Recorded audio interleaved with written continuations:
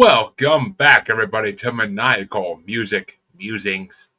I'm your host, Jeremy, and as it's already known, I'm the new Godfather of the podcast world, dancing down the hall nightly to the Godfather waltz. Trust me, I actually do that. Any day now. You don't need to worry, because I'll be chasing your tutti frutti girl. So come and get your love, baby, so I can diffuse that cherry bomb situation you got going on. I'm a hound dog with the craw fever for that padussy.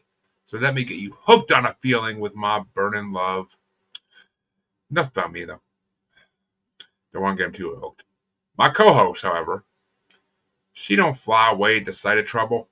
She's used to walking the halls of fear, even with her suspicious minds. She calls me up saying, "It's only love. Don't worry, baby. Let's play house until we both hear that unchained melody." Well, she fooled around and fell in love like always, after she was made to say, "Oh, child, of course. You're making me feel like the spirit in the sky." Jamie motherfucking Fuller, everybody. Hello. Can't get any better than an introduction like that. So I'm just going to leave it right there. I try. Listen, I'm just loving how many songs you mashed into one, so I ain't mad at it. This was not an easy week to do that. So, yeah. I don't know. I feel like there's a running theme in a lot of this besides the one album, but yeah. Two of them went well together. Yeah, the one album made it a little more difficult, but luckily it didn't have that many songs, so it was easier. But welcome, folks. We're glad to have you back. Same musers, different night, but still same place. And of course, we always have to have a guest on to talk music with. Otherwise, you'd just be bored. And our guest tonight is Mr. I didn't ask this before, but fuck. Mr. Matt Drago. If I mispronounced that, I apologize 100%. Pretty close, actually. And there we go. And folks, we tonight have a Hollywood actor as our guest. And well, I'm not even going to try to remember the name of the movie he's in because I saw it, the poster, but I can't remember the name of it. So, Matt, why don't you tell the people about what you've done? Absolutely. Well, first of all, thank you so much, Jeremy and Jamie, for having me on the show. This is going to be a lot of fun. I can already tell. My movie that's out in theaters now is called Somewhere in Montana. It's a story of the times. I play a LA director. And my friend Graham McTavish plays a Montana rancher. And it's a story of the times in that, people don't know how to see each other. They don't know how to talk to each other anymore. And it's a great script, crafted by Brandon Smith, the writer and the director of the film, where, two people from two different worlds are thrust upon each other in an impossible situation that they have to work their way out of. So, it delves deep into legacy and American legacy. It dives deep into respect. And I've always found this in my life, that respect is the highest form of love that you can give another person. So it's just a really powerful story. I'm just really excited to be a part of it and share a little bit more about it with you guys tonight. Well, I will say I was intrigued by the synopsis of it, so I did add it onto my Letterboxd watch list. So as soon as it's available somewhere for streaming, I will see it. But absolutely, it sounds like it's right there with topics nowadays, things that are going on, things that people do have a hard time navigating in. So yeah, what we love so much about the film, because it really is such an ensemble piece, and the cast and the crew just really came together for this one, is it's a story that's bigger than all of us, and it's a conversation starter. And I think it really gives us a path forward. And I mean, as an actor growing up, this is the type of story I've always wanted to tell, things that I felt like were bigger than myself. And I feel like we all really became a family telling this one, because we knew the power in it. And so just really proud of it. And I'll share all the updates, on my social media. I'll tell you all about that at the end. But yeah, it's just a really great story. And there's nothing better than shooting in beautiful Montana. I can imagine. I mean, just watching Yellowstone, Jesus. It seems like beautiful land. God's wallpaper. Well, things I could say there, but I'm not going to. This is not my paranormal show. I ain't getting religion. But, well, folks, you can find out at the end of the show where to find Matt and where to follow him to find out more about his movies and any future movies he may happen to be in, or direct or write. I don't know what he's got planned. But Yeah. Oh. I make it easy. I have it all on my Instagram at Matt Drago, MattDrago. From there, you've got a link tree. It's got my actor website, mattdrago.com. I also have a production company, dragonhunterproductions.com. My wife's maiden name is actually Hunter. So Dragon and Hunter, Drago and Hunter makes Dragon Hunter Productions. You've also got my IMDb, so all my past and future projects. So just give me a follow at Instagram and I'll keep you posted with all the updates for this film and anything else that's going on in my life or career. That is freaking Dragon Hunter. That's awesome. I love that. I feel like that couldn't have worked out any more perfect. Yeah, it really did work out for sure. Many ways, right. But definitely for the name too. Did you guys watch How to Train Your Dragon and have a blast watching that movie then? Because I just feel like that's been a movie I've been thinking about a ton lately for some crazy reason. 100% Jamie, and every time that we went to the movie theater, she covered up the N. How to Train Your Drago. Yes. Yeah, I don't know why. It's just that movie's been on my mind lately. It's something I guess I need to watch. Not sure. It's a great one, and they got a new one coming out soon. I'm really excited about. Maybe that's why I'm thinking about it so much. It might be a great soundtrack too. You might have to have me back on. Ooh, yeah, true. Very true. Possible, very possible. I can't say I've seen a single one of those damn movies, but I don't know why. I never took a chance to watch any of them. But I have kids too. That surprises me more than anything. But well, as always, folks, we asked our guests to bring on an album that they love, that means something to them, that has some significance to them. And this week's album was a little surprising that our guests wanted to bring, but not a disappointment, just surprising. So what album did you want to bring, Matt, and why this one?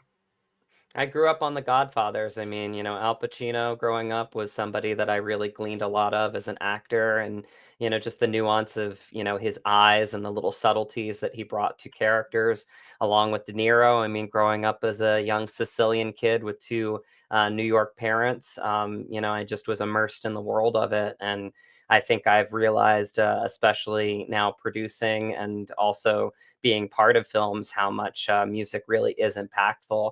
I was one of those weird kids that, would work out to the John Williams or the Hans Zimmer albums, at the Equinox on the Upper West Side in New York City. So I just, I love soundtracks, but even more so what they bring to a story. I mean, you can't watch these films without these soundtracks. And one of my favorites, obviously, Godfather. I mean, you take Nino Rota's score out of that movie and it's still great for the acting, but it doesn't completely come together. And I think soundtracks are sometimes, the thing that's looked over because it's in the background. You're focusing on so many other things when you're experiencing a film.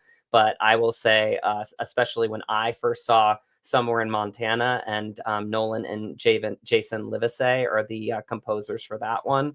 A great brother tandem. I just was blown away because I didn't even realize how the final cut was going to come out in the film. And there's just some wonderful things that they do in certain scenes that just bring so much. It's like another character in the film.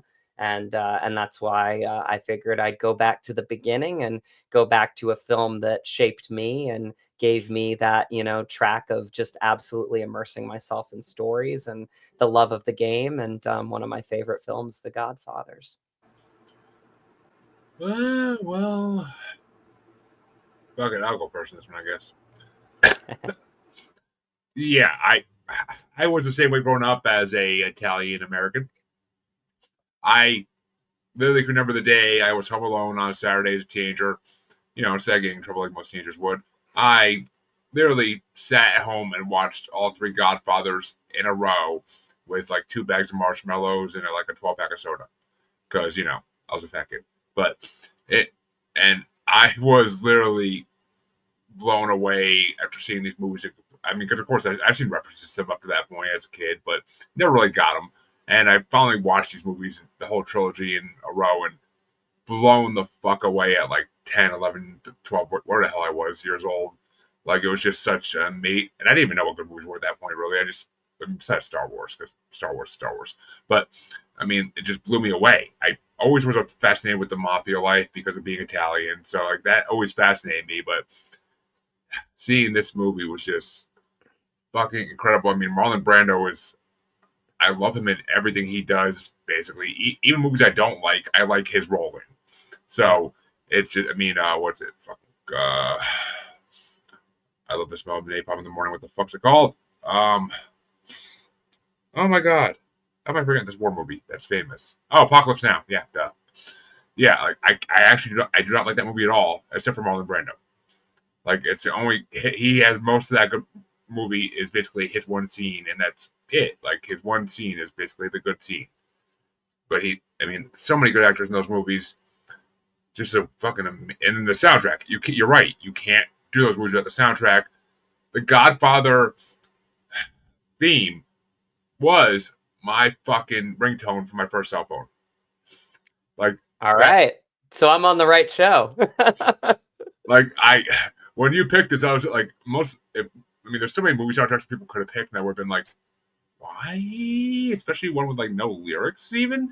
But this one, I was like, of course you picked this one. Why wouldn't you? Why wouldn't you? Yeah. Well, and I also just came back from Sicilia. It's the first time that I went back home.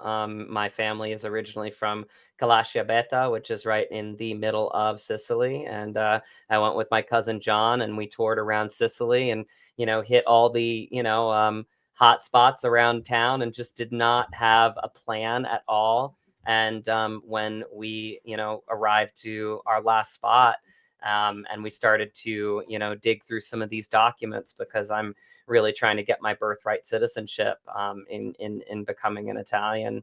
It was just a magical day that I'll always remember. And I really feel like that soundtrack was playing in my head the whole time, because I think a big part of what they did with The Godfather is they really wanted it to be authentic, and that was a big thing for everybody involved, Coppola, Puzo, everybody involved really wanted it to feel like, you were stepping back in time. And I think that's a really, really wonderful thing. And in fact, even Carmine, who is Francis Ford Coppola's father, wrote some of the music in the opening wedding scene, which I think is really special. So everybody really kind of brought their authentic, kind of taste to this incredible film. And I really did. When I was in Beta and going through these documents, it was just a really special time because I got to see like the writings of my great grandfather Calogero, and just kind of realize, that we are all part of, a story that came before us, right?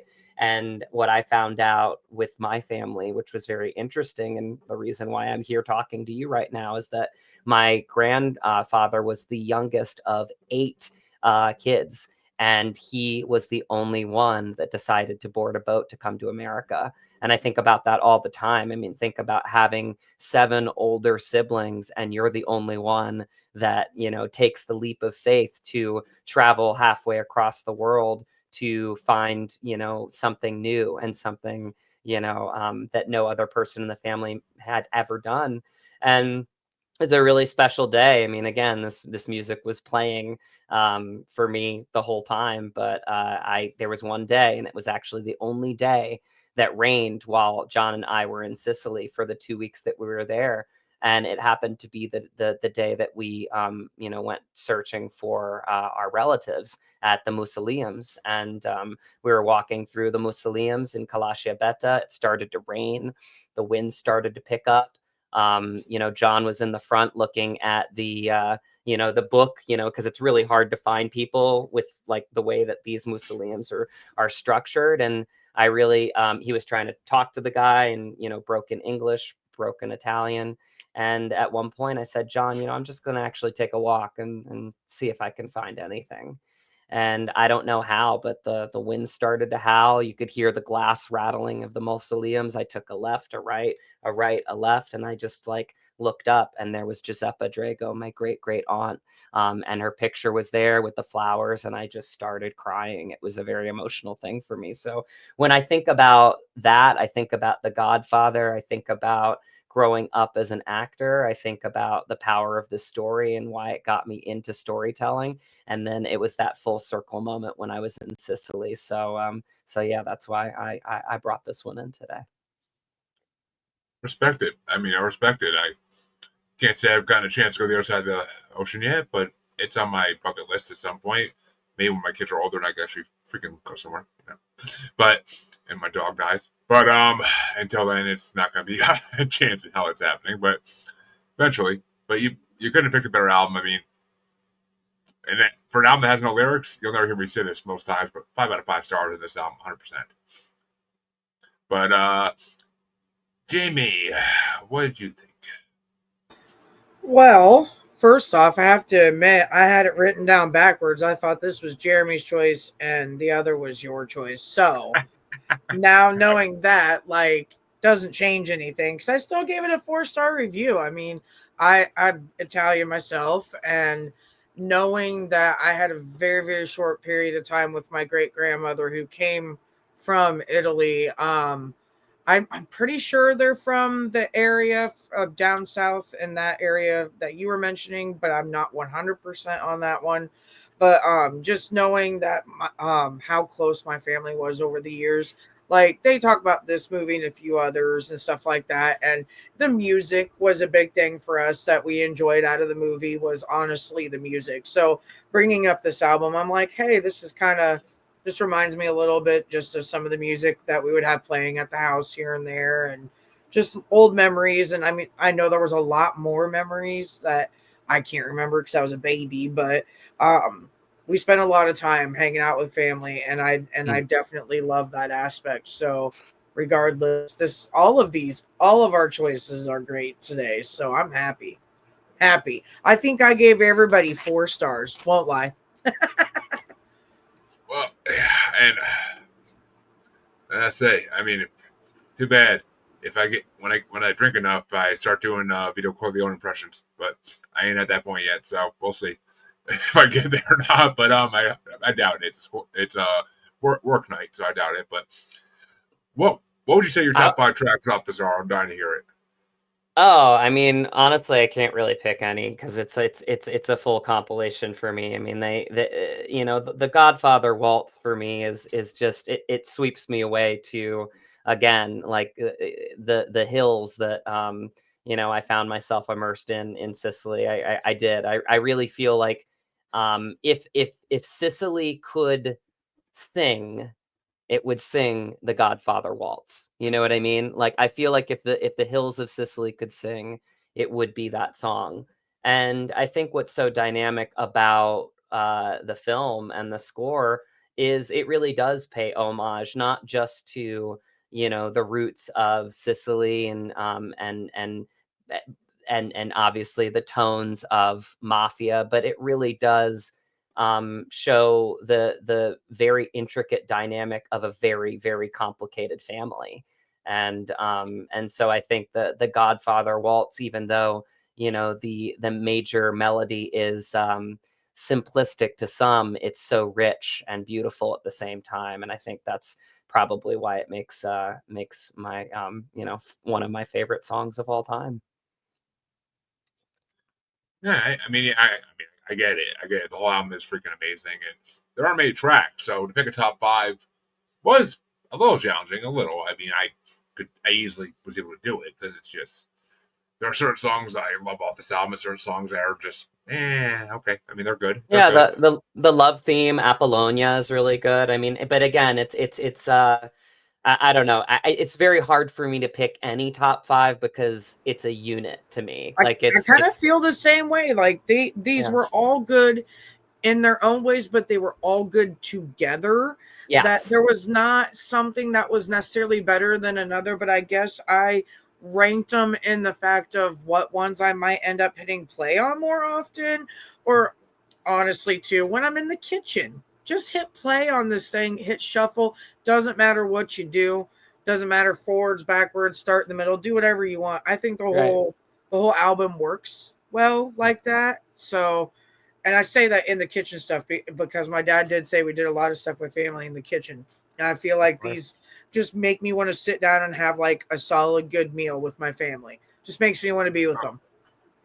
I think you Yeah, said it right though. You could hit shuffle on it. I mean, when I picked this one out, I was like looking at pictures of, my travels to Sicily, and it's exactly what you said, Jamie. It's like you can play it on shuffle. It doesn't really matter what order it's in. It's all Yeah. part of one, yeah, And it just and compilation. it always brings like it kind of gives you an upbeat. It's not like it has to be a fast upbeat song, but it gives you a happy, or it hits the different serotonin levels. It just hits those dopamines. It just gets into your bloodstream a little different, with kind of getting you happy and excited Mm. for the moment or for the day or whatever. But I'm super jealous that you've been across over to Italy. I've wanted to go for a very long time. So I feel like I would be watching the crap out of The Godfather and other random movies here and there, just get like in the zone for it. And I think this this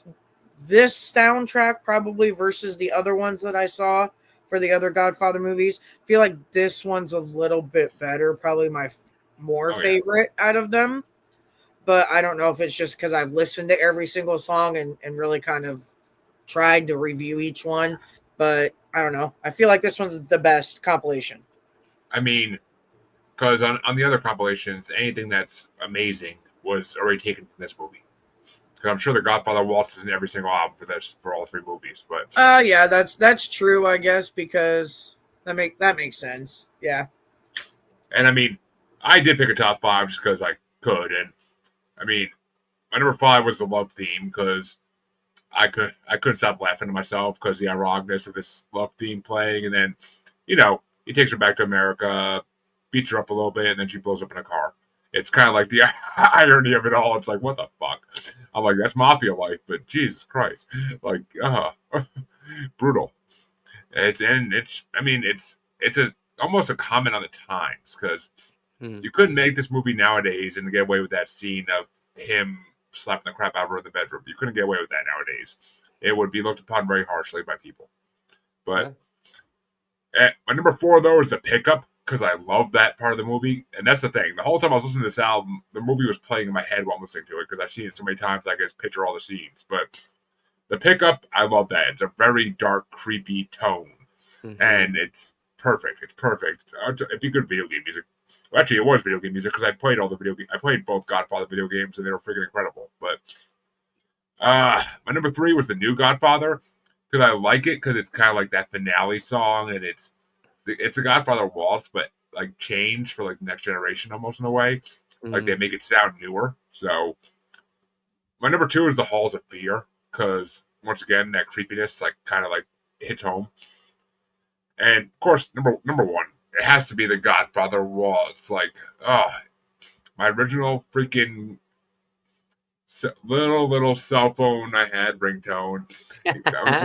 When you had to pay $2.99 for a ringtone back in the day, but it's I went through so much of my high school years emulating this movie and wanting to be freaking Don Corleone. Like it was just the power, the freaking respect. Like it was just every Italian boy's dream to become this. Even though I mean, my family, as far as I know, had nothing to ever do with any kind of mafia. We grew up in New York. We grew up in mid-state New York, so there was really no mafia per se. There was some organized crime. There definitely was. Kingston was a big place during the Prohibition, but I mean, my family was never part of it, from what I've been told. I asked many times, trust me, but it just didn't. No, but yeah, I mean, you couldn't have picked a better soundtrack. I was not expecting this, and I was pleasantly surprised. So, hats off to you, sir. Thank you. And I mean, but all right, well, I guess I'll go next. Like, I want to save Jimmy's for last for certain reasons, but so see, you wanted to bring a soundtrack album, and I'm like, all right, we've done one of these before. I'm like, I don't want to bring another Kevin Smith movie album because, as amazing as they always are, I'm like, I just need to go a little different route in this one. I'm like, I literally was looking through a list of like the top 100 soundtracks of all time. I'm like, what the hell do I want to bring? Looked at a bunch of like track listings. I'm like, none of these are hitting home, like are sinking to my brain right now. And I was like, you know what? I'm like, I just made an Elvis bracket for this show, and I'm like, I just watched this movie back during the summer, spring, when it was on HBO Max. So I'm like, you know what? I'm bringing the Elvis movie soundtrack because I haven't listened to it really, and it's. I looked at it, I'm like, crap. It's long as shit, but there's a lot of songs here that are originals that weren't even in the movie. So Yeah. I'm like, I gotta check this out. Especially when I saw some of the names with the freaking stars on it, I'm like, I gotta check this out.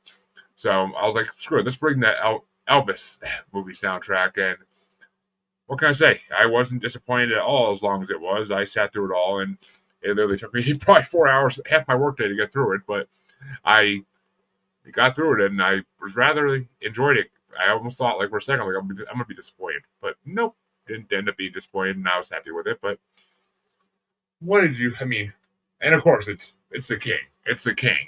You got to respect the king of rock and roll. So, as much as my former co-host used to always want to hate on him, you got to respect the king of rock and roll. But what did you think of this soundtrack, Matt? I loved it. I mean, I think Baz Luhrmann is a genius. I think he, reinvents things all the time, and uniquely, this soundtrack is no different. It kind of goes into, the classic Elvis, but then there's, like, the Eminem Cee-Lo song King and I just like, I think that's brilliant. Like, I really do. Like, that one fires me up. Just because there's so much backstory of Elvis in it. And just the two different types of artists between, Eminem and Cee-Lo. Again, I love mashup artists when they collaborate, and because especially when they're two uniquely different artists, I think there's always something really special in that. So that's definitely one that I loved. I am a huge Casey Musgraves fan. She can't really sing anything wrong to me. I think she's just just got just a pure voice and a pure element to her vibe as an artist. So I loved her rendition of "Can't Help Falling in Love." Uh, I really, this was actually one that should say it's two really, because Hound Dog and Trouble, Austin Butler. I think that is something that I've always wanted to do as an actor, also a singer, is really inhabit somebody's voice. I am a method actor, and so you find different ways to get into the psyche of characters, and the way that Austin found his voice in channeling Elvis, I thought was brilliant. I don't think it should go understated how hard that is to do, because it really is hard to do. It takes a lot of work and a lot of reflection, because again, this is a character that exists, unlike, the one that I played in Somewhere in Montana that was a fictitious character. Elvis is probably one of the most well-known characters of all time. Right. So No pressure, people, right. not at all. So to do it justice, I mean, I have to say, I just thought his work was brilliant. And he was one of the more larger than life characters you ever hear about in this world. I mean, Well, and I wish that my uncle was alive to be able to see, like, he did. Like, there's those people out there that have the natural voices for Elvis covers and stuff, and that was my uncle.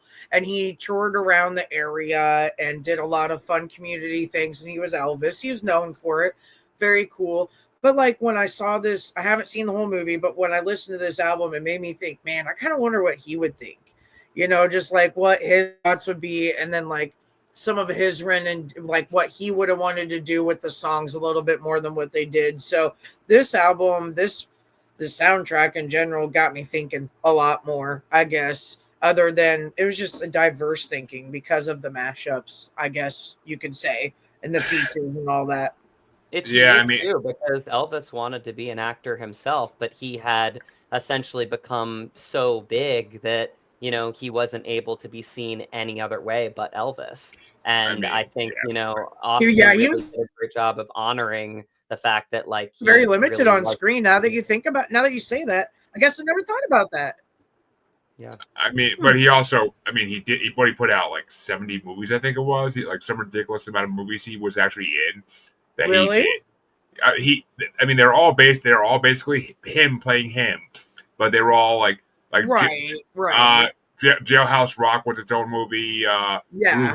Blue Hawaii was its own movie. Like they did, like they're basically based on songs or albums he did. But he Right. was Okay. Yeah, he was an actor, but he apparently was a really great actor, and he never really got to not be expand. Elvis in Yeah, movies. I mean, That's a well, bummer.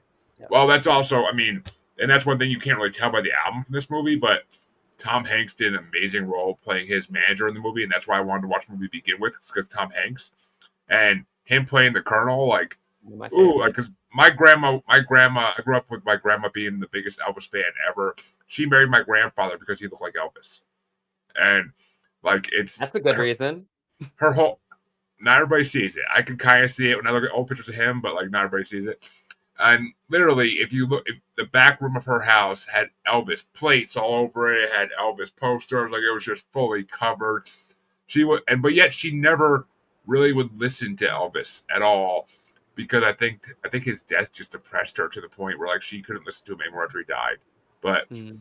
she was his biggest fan. Like she used to rock me asleep in the pool when I was like a little kid, singing "Love Me Tender." So like it's like Elvis. I mean, I never really got into him as much as she did, but as I got older, I kind of started like appreciating him more. Hearing some of his songs when we did the Rolling Stone Top 500 Songs bracket a couple months ago, like that kind of it got to me. And I'm like, I'm like, he's actually a really good singer, and the movie just sunk that in. And Austin Butler did that because Kevin Smith got to know Austin Butler on some project they worked on together, and he said like that kid basically became Elvis for a good 8 months. Every time he talked to him, he sounded like Elvis. He would talk like Elvis. He would walk like Elvis. Like he literally method acted into that role for 8 months straight. And it was Yeah, I'll speak to that too because I mean I think method acting gets a lot of bad rap, but I think it's because there is, well, I mean you could call it like a bastardized Hollywood version of some people and the way they see method acting, well, but the good side of method acting is that you really do you inhabit the character and you find ways to really embody the psyche and there's different acting principles that I've dived into, whether it be Stanislavski, Meisner. I did a lot of kabuki training, which is Japanese art, because I'm a fourth degree black belt in Okinawan Shorin-ryu, which is a form of karate. So like physicality has always been a big thing for me as an actor. And you find ways to essentially build yourself a foundation, whatever that is, because every process to an actor is uniquely their own.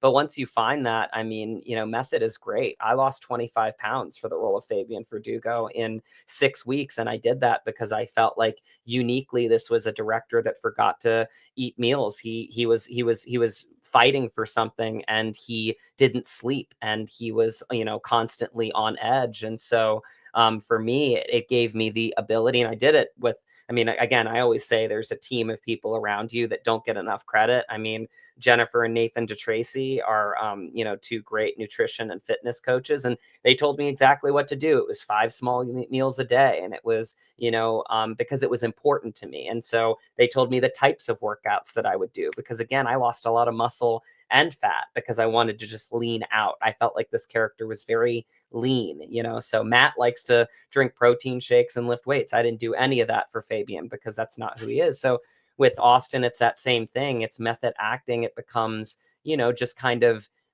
becoming the character and finding ways to build yourself the foundation. That way, when you're on set, you have so many behavioral elements that you can work off of based on all the work that you've done that you just kind of forget it all and then you just get to play. And that's when the magic happens. yeah, I mean, method acting, there's nothing wrong with it. I mean, as long as unless you're playing the Joker, then there seems to be something wrong with it. But we won't Exactly. put that. Right. Well, and that's the stuff, unfortunately, that gets, well known. It gets broadcast to the world. But I mean, the reality is, for every one of those, and I know what you're talking about, there are hundreds of method actors out there that, are positive. And, what did Johnny Depp say once? He's like, I could be method all the way, but if I'm at Crafty and there's Doritos, well, I love Doritos. I'm not going to pretend that they don't exist. You know what I mean? So it's again, it's about being a good collaborator, and being a good collaborator is also learning how to shift to be yourself and not lose yourself in the character, but really find ways to essentially learn. I think Fabian, for me,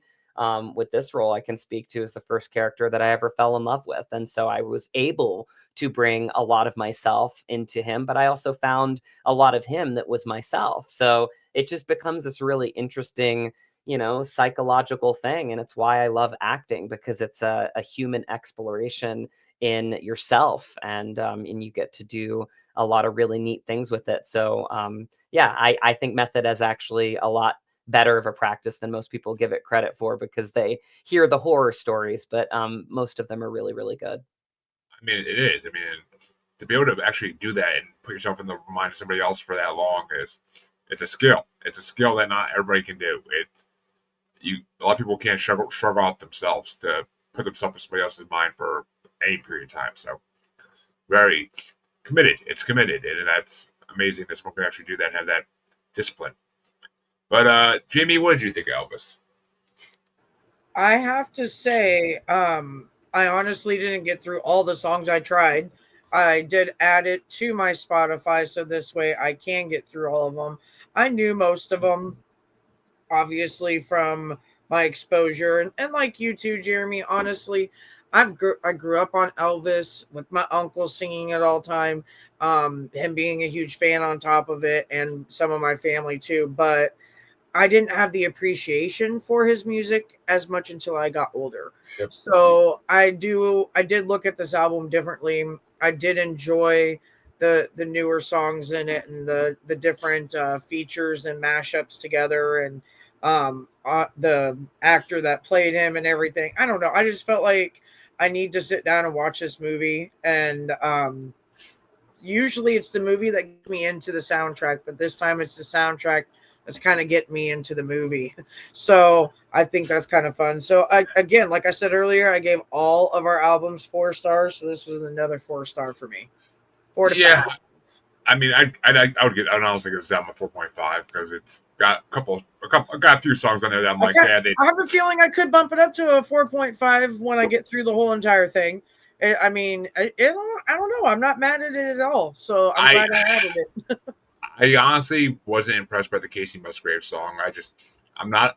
It's too country for me. It's too country. I know Elvis was country at part of his career, but still, she's too. But she did give a good, unique twist and voice and version to it. I feel, for how much I listened to that song growing up, hearing her voice and knowing that my tone back in the day when I was doing my thing with choir and really becoming my own and feeling out if I was going to do some singing and stuff like that again, it's those tones that really kind of settle my soul in that moment.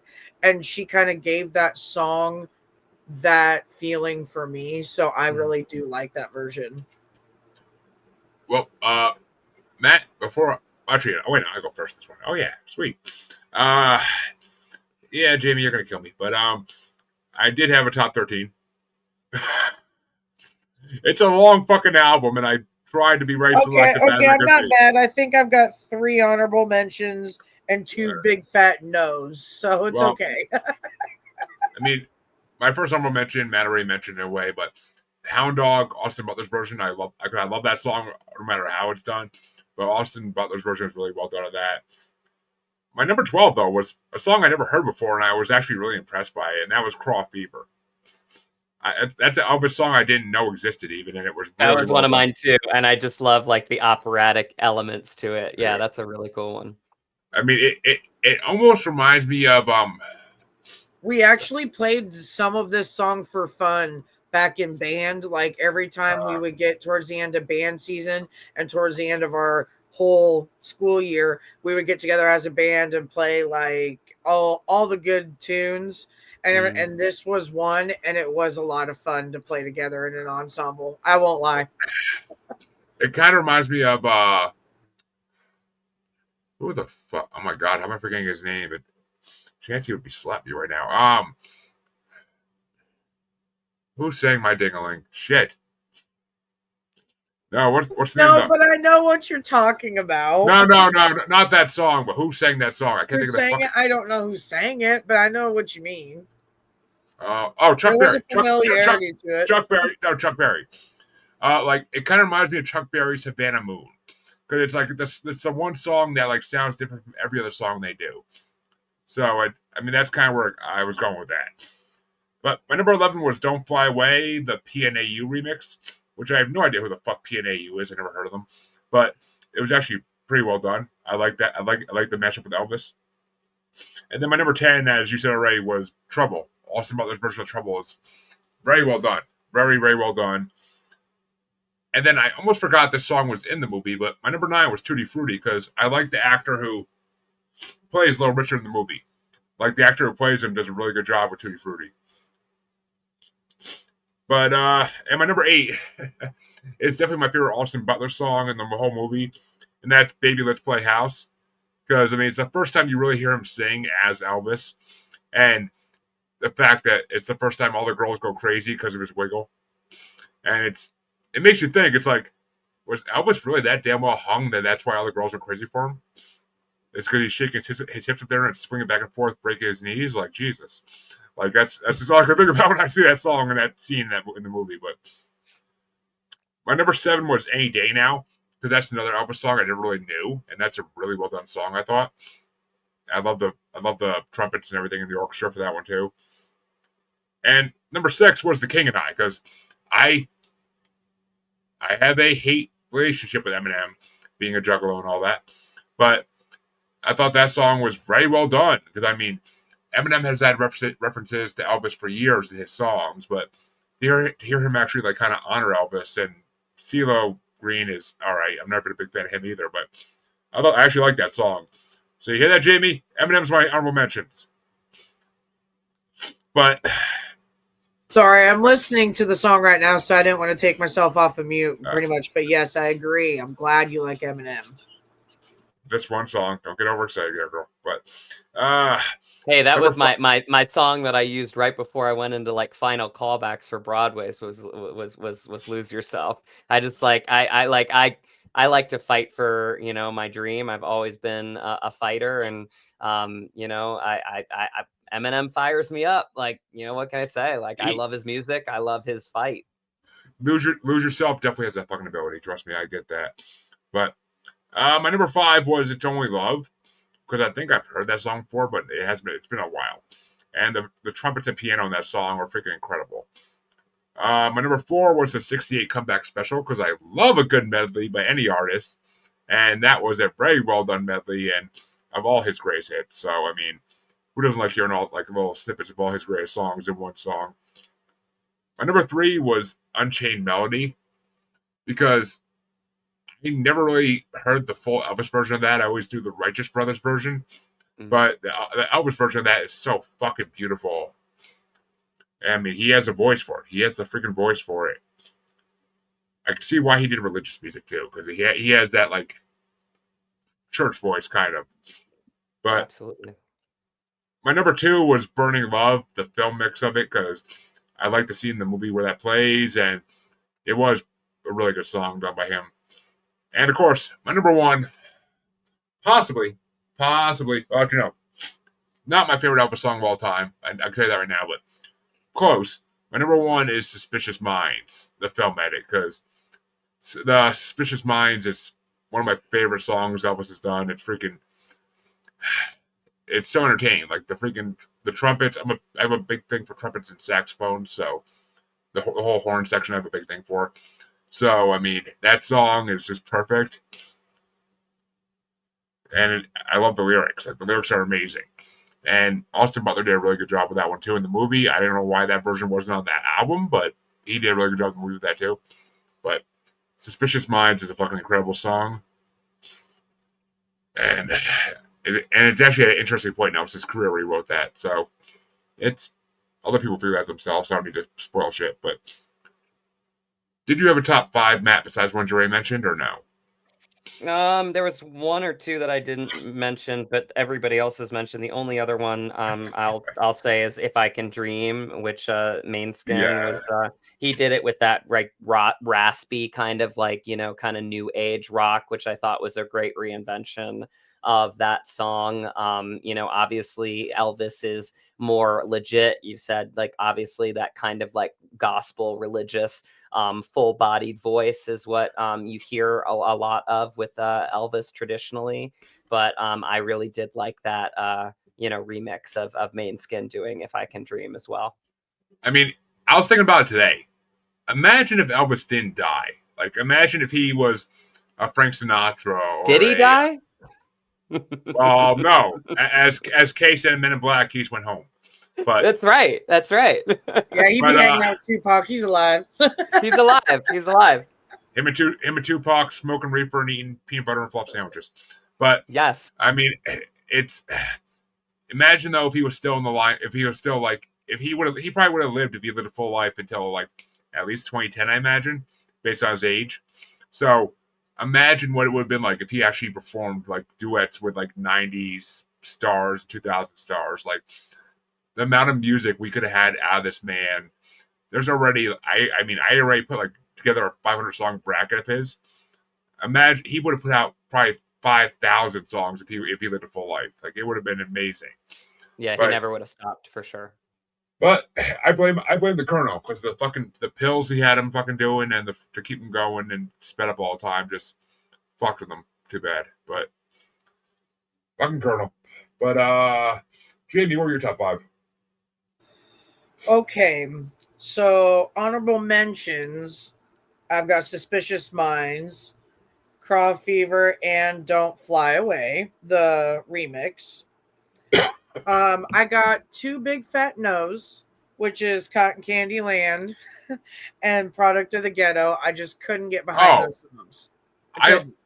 I like Product of the Ghetto to some degree because it's not. I mean, it wasn't on my list because it wasn't that great, but it's a remix of one of my favorite Elvis song of all time.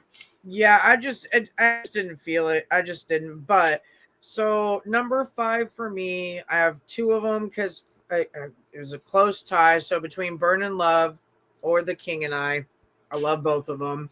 My number 4, I Got a Feeling in My Body.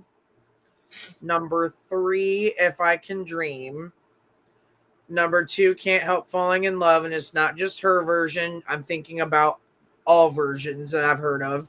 And then number 1, I have to say, is Vegas. That was a fun one for me. So Vegas for was what I listened to, the whole thing was a lot of fun. But I think what kind of caught me off guard was the Doja Cat and Eminem with Cee-Lo and just some of these like Diplo or whatever and a few other people that had besides Casey and Stevie Nicks. I mean, it's just all the features in here. I'm just like, okay, this is gonna get interesting. So overall, that four stars. I'm not just I don't know. I'm not convinced that they have to have a lot more music than what we like. How much did you say there was for the other ones, the other albums, the other lists? I mean, what the other version of this album? The other versions, yeah, because this was what 36. I have a feeling they had a hell of a time trying to wire this down. The other version was about 2.5 hours long. Okay, I was gonna say because I'm just like, there's got to be way more songs than this, but just in general, yeah, this is hour 54. I mean, half these songs weren't actually in the movie. I know, but just in general for the Elvis movie and stuff like that, I'm surprised that they didn't put more features on there just to kind of give a little bit extra additions out there, make more money. I mean, it was well done, and I mean, all I could think about for the last day though is what if Elvis was still alive and he did a version of Bye Bye Bye with NSYNC.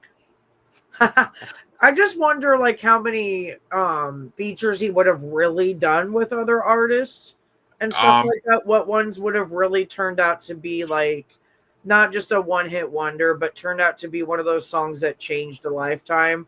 I'm just curious what he would have brought to the table. You know. I sent a video to Chancey like 6-7 months ago of this real artist on Facebook that does like covers of other songs that he does in the voices of other artists, and someone asked him to do "Du Hast" by Ramstein as Elvis, and it actually sounded really good as Elvis.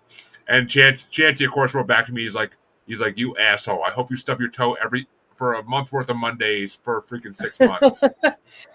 Yeah, it got me rolling with thinking like, I wonder what music he would have, came up with and what he would have done that would end up being a game changer in the music industry. Because he did a lot of great music. So Imagine if he did rap. Imagine if he did some rap no, in the early '90s. Imagine if he got into rap in the early '90s. It could have been Run DMC and Elvis. A Run DMC and him doing a gospel type of rap, maybe get that Reverend going, and I bet they would have came up with a good one, but not street rap. or even Boys the Men and Elvis. That would have been fucking incredible. Oh, yeah. That would have been interesting. Not so bad there. Not so bad. I'll make love to you. Want to pair him up with your favorite rapper, Jeremy. Elvis and Eminem, obviously. No. Obviously. I mean, you want to pair him up with my favorite rapper? He'll be doing some Insane Clown Posse rapping. That would be awkward. That would be amazing. That would be amazingly funny. But oh my gosh, no. Paint his face and everything. Oh my god, I could see that. That'd be hilarious. No way, Jose, sir. Yeah, it was definitely a tribute album. I think everybody kind of wanted a piece of it. Like you said, Jamie, Stevie Nicks. I mean, God, like she's a goddess on earth. I mean, it's just everybody wanted to pay tribute to how much he gave to inspire so many artists in his generation and obviously to this present day. It straight says on his Spotify profile, like, nobody changed 20th century music more than Elvis did. The way he went through genres and just would switch genres of every couple albums, like nobody changed it like he did. The versatility of it, but yet he gets hated on constantly for supposedly stealing music from African Americans. I don't quite get it. I mean, everybody did back then to some degree. Everybody did because they were voices that wouldn't get represented. So these white stars took their songs and made them big. Yeah. Like it's just the way it happened. No one could do anything about it. But Jamie, what album did you decide to bring for our soundtrack special? The moment you told me what your album choices were, I instantly said, okay, if we doing soundtrack, we're going to do Guardians of the Galaxy. For some reason, besides a few movies growing up, this was one that as soon as I heard the movie, I was like, I got to get that soundtrack. Like that, I don't think they could have done a better one. I mean, obviously Volume 2 came out and I wasn't surprised. Another winner, but Volume 1 was my favorite. So yeah, absolutely. Guardians of the Galaxy Volume 1 coming at you. That was a 4, almost 5-star rating right there on my end. It's funny. I almost picked it. I'm glad you didn't. I'm glad you didn't. I thought it was too. I'm like, no. It's too obvious a choice for me because everybody knows my love for Marvel. Everybody knows things. I would just assume that I would pick that one. So True. Like, no. There's a lot of other good movie soundtracks out there. I'm sure I could have chose, but that was. It just clicked for me. So I feel like when that happens, when we come across each other, like figuring out what albums we're going to do, I'm like, if there's one that just stands out, there's a reason for it. So I almost wanted to bring 8 Mile. I almost wanted to bring Hustle and Flow, smack that hoe. But Hustle and Flow, I forgot about that. Would have been a good one too. I for Chancey, I almost wanted to bring that one just for get some 3-6 Mafia up in here. But okay. Jamie, do you feel like Jeremy is a secret like Eminem lover? No, like I really feel like he is like he doesn't want to admit it, but like it's there, right? It is. I feel like I'm feeling that too. He loves everything around it that he's willing to admit. 2 against 1 here, Jeremy. As a hardcore fan, I respect the Eminem of my youth. I respect the Eminem until he got sober. So you're saying you do like him? Yeah, that's what I'm hearing too. When he was downing pills like Mad Child, yes, I loved him. Once he got sober, I couldn't fucking stand his music anymore, and I got sick of it. But when he on everything up to Encore is pretty much everything from like 8 Mile Time to Encore is fucking golden. Everything Just after that, before that, an actor like me going in for, Frankie Valli in Jersey Boys or Fiyero in Wicked and like literally blasting Lose Yourself like right before I go in there and start singing it's one of the best like build up songs of all time. So how could you not? But I get that. Yeah. I mean, that came out when I was like in 6th grade, I think, that movie. So I literally used to blast that in my headphones walking through my school. Like, it was just the way it was. Everybody did. It was the biggest song at the moment at that time. But it's a classic. Lose Yourself is a classic. I never hate Eminem for that one because it's just a classic song. But like some of his earlier songs are classic. They will. I've always said that. But I just can't stand Eminem from like 2008 to current. Jamie Braun, like his newest album a couple episodes ago, and it was fucking garbage. So sure did. But But how do you feel about this album, Jeremy? Well, I was gonna let our guest tell us first what he thought about this album, because that works too. Yeah, there are 5 that stuck out to me. I mean, I really love like the opening song because I just feel like it's such a hodgepodge. I love the tribal chant of "Hooked on a Feeling." Like, it just fires you up right away. It's like it just kind of brings you into this like weird world of anything goes. I really do like that. That song is like, I don't know why, I just can't hear it and not start smiling. You know what I mean? That's true. That's true. I think now that you say that, I probably do, because I got Groot in my head bobbing around like I mean, little years there. Okay. If you want an even bigger smile to that song, picture David Hasselhoff coming out singing that song at the roast of David Hasselhoff. There you go. Yeah. That I might have to watch that later. that was my first introduction to that song, was David Hasselhoff coming out singing it as own roast. Nice. But you're right. Yeah, I don't blame you. The chanting in that song was fucking amazing. That's a good one. I like the bass line and the guitar echoes in "Spirit of the Sky." I like that one. "Spirit in the Sky" is a really good one. "I Want You Back" because, I mean, come on, MJ, hello. "Come On Get Your Love" is just a great opening beat, and I love the vocals of that one. And then "Cherry Bomb" is obviously a classic for me as well. Yeah. Okay. I'll get to my top 5 in a few minutes here, but I'll just say I knew I was on this album as soon as Jamie said it. And honestly, it was the fastest Jamie ever picked an album for the show, so I was like, wow. But usually I'm still waiting to hear the album for next week's show, and I've been waiting for like 24 hours now for the choice. But I pick my albums in like fucking 10 minutes usually. It doesn't take me long, but there's so much music I want to bring that I have so many options always. But I mean, Guardians of the Galaxy, yes, it's funny. Kevin Smith always said, he's like, when I heard they're making a Guardians of the Galaxy movie, I was like, what are they, fucking crazy? No one knows what the hell that is. And I had the same thought, because I was reading the Guardians of the Galaxy comic books before the movie came out, which they completely changed once the movie came out, but that's a different story. And I mean, the soundtrack for all 3 of those movies is freaking incredible. The soundtrack for the Christmas special is incredible. Who doesn't like to hear Kevin Bacon sing? But I mean, the first album, the first movie had the greatest songs in it. So when you brought it, I'm like, oh shit. I'm like, I know all these songs. Let's do this shit. So I think it's like what you just said about Kevin Smith. It's like, like he didn't know what it was going to be. Well, the soundtrack, almost in a beautiful way, doesn't know what it's going to be, but it doesn't make any apologies for it. It's just like it's a hodgepodge of like a bunch of really great, feel good songs that they just like threw together, and it just became like this awesome soundtrack. I bow down to the great James Gunn. I bow down to the great James Gunn for everything he does, and he made Guardians what it is. He made Guardians what it is, all 3 movies. So, sure. But Jamie, what were your top 5 in your own album before I start giving mine? Yeah, I was just talking about I should grab my Lego cassette thing that I have. I think it's over there downstairs, because I did the little Groot and it came with the little Guardians of the Galaxy cassette. Anyways, my top 5? Okay.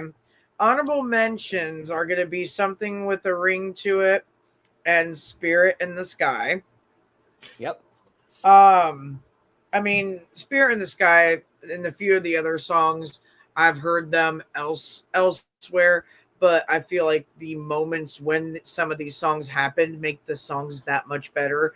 So, Fooled Around and Fell in Love was my number 5, but I kind of almost struggled putting Hooked on a Feeling as my number 4 because of the moment in the movie when that comes on, and how it is everybody's smiling and it's an upbeat and it kind of gets you going song. But I feel like it's got so many other memories for me attached to that song. I felt like it was great for the movie, but my number 3 was Come and Get Your Love. I had number 2 as Moonage Daydream, little David Bowie action. I felt like that was good. That was fun. There was just something about the vibes in that song that it just fit for it. I mean, I wanted to put in Jackson 5 on my top 5, but I'm like, no, that's not where I originally heard that song from. It's great for the movie, but not a top 5 for me. I did Ain't No Mountain, though, as my number 1 because they tie it into the movie more than once. And I believe also in 2 and 3, they tie it in there too. So for me, it's just that song. I know it's not just exclusive to the movie, but it had so many great moments in the movie that I had a hard time. I had Coming Home to You as my number 1. But then Ain't No Mountain just sticks out the most to me for that movie. That and Hooked on a Feeling probably do, just because they do have those fun upbeats. Yeah, that's my top 5. And I believe Matt already did his top 5 for this, if I'm not mistaken, right? Yeah. So, yeah, I had 2 honorable mentions, and I'm same as you, Jamie. I didn't want to put I Want You Back on it because it's just that song has so much other recollection to me in other movies, so I can't. And it's Michael Jackson. I mean, Michael Jackson has his own place in my heart for everything he's done. But my first honorable mention was Spirit in the Sky. Norman Greenbaum's always amazing when he does songs, so I had to put that there. And my other honorable mention, which probably would have been higher, but I'm kind of Bowie'd out lately because he's been in a lot of things I've done lately on this show and other shows.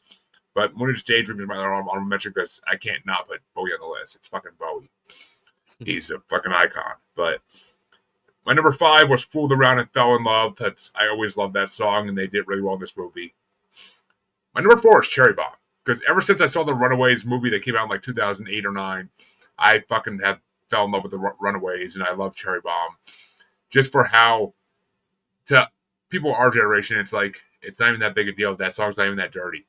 Yeah, in the freaking 80s, that was a really dirty song. Like, that was something that wasn't done before. So, it's got a special place in my heart. And my number 3 was Oh Child, because I love that song. That song always has a special place in my heart. Like, it's someday things are going to get better. But, And my number 2 was Come and Get Your Love, because 1, Redbone, greatest singer name ever. Redbone.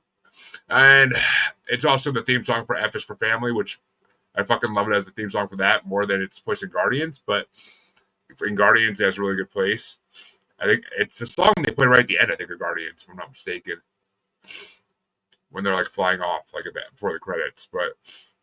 And my number 1 was Hooked on a Feeling, of course, because Ooga Yaka, Ooga Yaka, Ooga Yaka. Like I love the chanting. And plus, I can't hear it without thinking of David Hasselhoff now, and that makes me laugh. So, gosh, we have a lot of crossover between the 3 of us on that one. I would say, like, literally 3 of the top 5 songs for all 3 of us we had. Yes, I agree on that.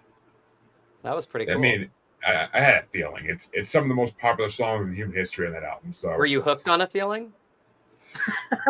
You can say that. You're hooked on a beat, hooked on that beat, maybe. Did you lose yourself? Not in this moment. Ooh, child. Ooh, child. I didn't I didn't get no I monster. gotta give you kudos for that intro too, man. That was great. I was like literally like counting songs. I'm like, damn, this is really good. He Like, does this every week too, and he did this like for so long beforehand that every time you get ready for Jeremy's answer, you're like, "Here we go," and it was just so much more to it. And I'm like, that was "Dang, fun. That was great, it is, man. it That is was fun." awesome. I try. Makes one I go, try. do that for me every time. Yeah, so now he does one for me. I enjoyed it. That was great. See, but I can't do it for you like I used to do it for my old co-host because that was I used to go to I used to make the ones that just fucking like fuck with him so bad and they're literally one of the episodes it was like about him being an old gray man reading his stories to kids down by the river in the woods and he's like he's like you ain't make me sound like no goddamn pedophile. Like he starts flipping his shit. It was the funniest thing in the fucking world. I'm like that wasn't my intention, you asshole. But it was just the funniest thing in the world. Like, oh, God. Did you just fucking call me? I bumped the button, maybe I didn't mean to. I just wanted you on surround sound, evidently. Oh, call me maybe. But, well, folks, we talked about these albums thrice once again, and it was a fun-ass episode. We had a lot of good laughs and good memories. We want to thank Matt for coming on, and go check out Somewhere in Montana. It sounds like a thrill ride of a movie and a fun time, and honestly, after watching Matt for an hour and 6 minutes here, I kind of want to see him in a movie. So he's got that personality. But Matt, tell the people where can they find you and everything you do one more time, so they can find you. Absolutely. Well, first of all, thank you so much for having me on tonight. This was a lot of fun, a much different podcast than most. So thank you for bringing me on to, into your world, right? This was a great escape for an hour. For me, follow along at Matt Drago, MattDrago on Instagram. Like I said, you got the link tree there. You've got my website if you want to check out all the stuff that I'm doing as an actor, mattdrago.com. DragonHunterProductions.com is my collaboration with my wife and building our team. And our next venture is to like Fabian Verdugo, right? Because he, kind of lives on through me, is to tell stories in little pockets of the country that feel like they don't have a voice, which is very much in line with this character. And those are the great things about method acted, as we talked about today. Sometimes like you really resonate with these characters and they become a part of you, and there's something really beautiful about that. So Dragon Hunter Productions, you've got my IMDb, all my other social media channels, but honestly, I'm really active on Instagram and Instagram only. I can only do so much social media. So so follow me at Matt Drago, and you'll know what's happening in my life and my journey as an actor and a creative. Already followed you. But and yes, folks, go check it out. And Jimmy, where can they find you? Well, as we all know, if you fuck around and find out. But if you go to the Book of Faces, I've got my Instagram on there. I got my Snapchat. I've got it all on there. But I'm under my name for Jamie. Got to make sure you spell it with the 2 I's. I'm under Jamie Fuller, and I am under Slipknot Chica and Slipknot Chica 17. So just plug away and you'll find me. I know I can be Googled, so good luck. Yeah, it's fun being able to be Googled. So if you Google me, all you find is my podcast. So there you go. But you can find both your musers on Facebook as Squatchy Largefoot, our mascot / Sasquatch intelligent creature thing that likes to post our shit. I don't know. He's still trying to explain everything to me. I don't really understand him half the time. You can also find us as Uncensored, Untamed, and Unapologetic Podcast Collective, UCubed Facebook group. You can find us on XXBaby in the Gram as that Juggalo Bastard. You can find us on TikTok, as long as it exists, as that Juggalo Bastard Podcast. And you can find us on YouTube as Maniacal Music Musings. And of course, we are a proud member of the Parapost Network, even though we couldn't stream there tonight because Facebook sucks balls. But come back next week, where we have the third guest to bring an Avenged Sevenfold album. Why? I don't know, but the third fucking time. I've